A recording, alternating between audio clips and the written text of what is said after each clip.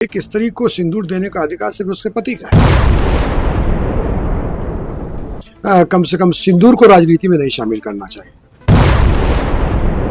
इन्होंने क्या कि हमारे लोगों को बाहर भेजकर और अब ये सिंदूर बिक्री करने पूरे हिंदुस्तान में निकल पड़े। तो ये गलत राजनीति है।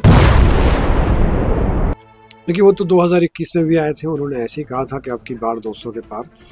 तो उनकी बातों पे बंगाल के लोग सीरियस नहीं लेते हैं।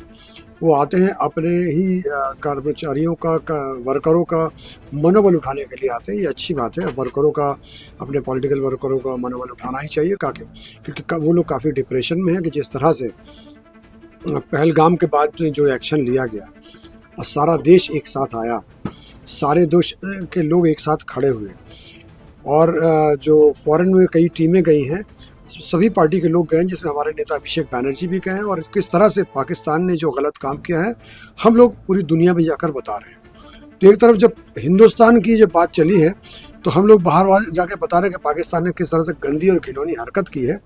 मगर इन्होंने क्या कि हमारे लोगों को बाहर भेजकर और अब ये सिंदूर बिक्री करने पूरे हिंदुस्तान में निकल पड़े। तो ये गलत राजनीति है और मुझे लगता है कि उन्हें कम से कम सिंदूर को राजनीति में नहीं शामिल करना चाहिए।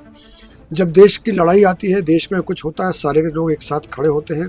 दुश्मन चाहे जो भी, हम लोग उसको दुश्मन समझकर एक साथ खड़े होते हैं। मगर वो इसमें राजनीति ढूंढ रहे हैं और उन्होंने कहा है कि घर घर जाकर हमारे कार्यकर्ता सिंदूर माओ बहनों को देंगे। उन्हें शायद ये नहीं मालूम है कि एक स्त्री को सिंदूर देने का अधिकार सिर्फ उसके पति का है।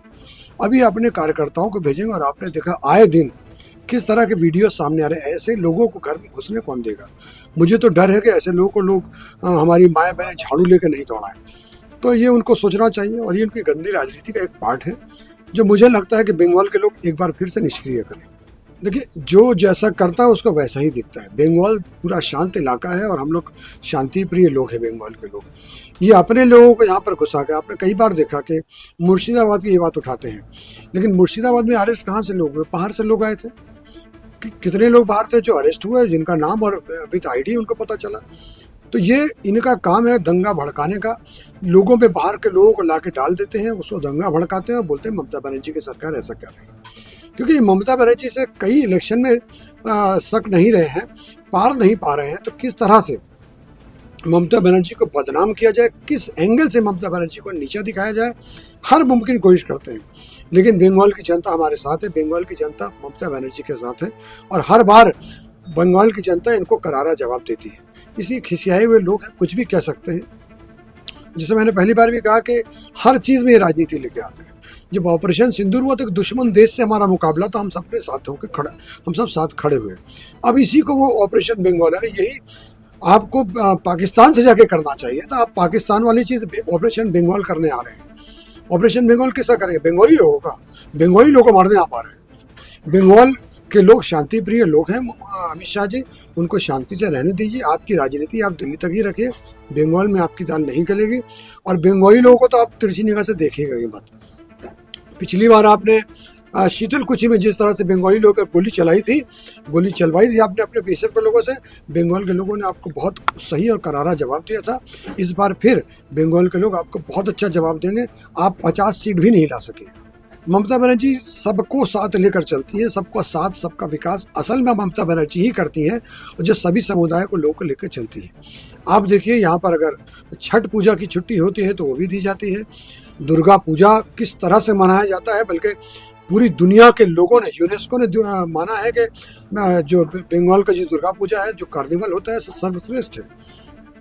ये लोग सिर्फ एक हिंदुत्व का टैग लेकर चलते हैं कि मैं हिंदू। लेकिन ममता बनर्जी एक पूर्ण तरह की लीडर है जो हिंदू और मुसलमान, सिख और ईसाई सबको एक साथ लेकर चलती है, सबका विश्वास लेकर चलती है। इसलिए हम लोग सबके साथ रहते हैं और सब लोग हमारे साथ रहते हैं। नहीं, सच्चाई नहीं, झूठ दिखाने का हम लोग झूठ को बढ़ावा नहीं देते हैं। किस तरह से केरल स्टोरी में झूठ चीज़ें दिखाई गई, और भी बहुत सी फिल्में होती हैं। और सबसे बड़ी बात यह है कि हम लोग इन सब चीज़ में नहीं जाते। जो भी चीज़ अगर दंगा भड़काने वाला कोई भी काम करता है, एक प्रशासक को, एक मुख्यमंत्री को हक है कि कौन सी चीज़ पब्लिक में दिखाई जाए, कौन सी चीज़ नहीं दिखाई जाए। जिस चीज़ से लोगों में को दुख हो, जिस चीज़ से लोगों की भावनाओं को ठेस पहुंचे, जिस चीज़ से हिंदू मुसलमान का झगड़ा होने का डर हो, उस चीज़ को छुपा देना ही बेहतर है। मैंने बताया ना आपको कि पिछली बार जितनी भी सीटें इन लोगों को मिली थी उतनी भी नहीं मिलेगी। अगर ये लोग 50 को भी पार कर जाएं तो बहुत बड़ी बात है। इसीलिए आप देखिए आने वाले दिनों में ये लोग किसी न किसी तरह का कोई दंगा भड़काने की कोशिश करेंगे, कुछ ना कुछ झमेला कराने की कोशिश करेंगे। लेकिन बंगाल के जो एडमिनिस्ट्रेटर हैं, हमारी मुख्यमंत्री और बंगाल, खासतौर से बंगाल की जनता बहुत अलर्ट है और अलर्ट रहती है। वो इस तरह की कोई चीज़ इनकी चीज़ को कामयाब होने नहीं देगी। क्या आप बनना चाहते हैं एक प्रोफेशनल ब्यूटी एक्सपर्ट? तो अब आपके लिए है एक गोल्डन अपॉर्चुनिटी जो बदल सकता है आपका करियर और आपकी जिंदगी। Rubina Kazi salon and academy एक ऐसा नाम है जो आपको दे रहा है professional training, beautician, skin, hair, cosmetology के हर कोर्स में।